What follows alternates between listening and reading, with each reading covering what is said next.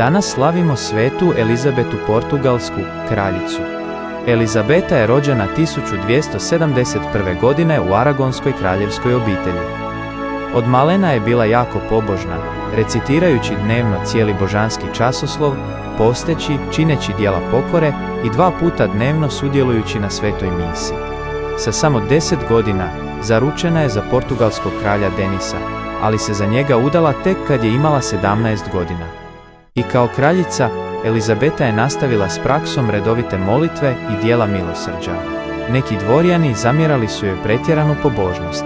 Svojim strpljenjem i molitvama na kraju je obratila i samoga kralja, svoga supruga, koji je do tada vodio prilično raspušten život.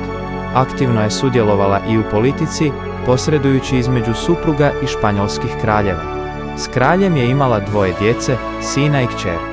Kada je između njezina supruga i sina izbio građanski rat, Elizabeta je dala sve od sebe da pomiri zaraćene strane. Kažu da je prilikom jedne bitke kraljica sjela na mulu i postavila se između 2 vojski. Na kraju je postigla pomirenje oca i sina.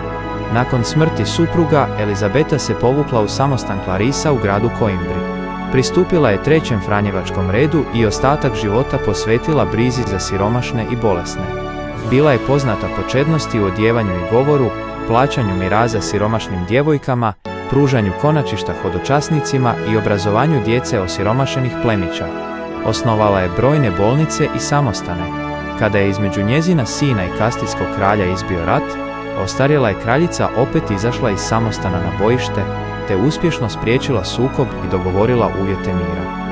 Nedugo zatim Elizabeta se razboljela, te je na današnji dan i preminula.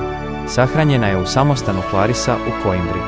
Blaženom je proglašena 1526. a svetom 1625. godine.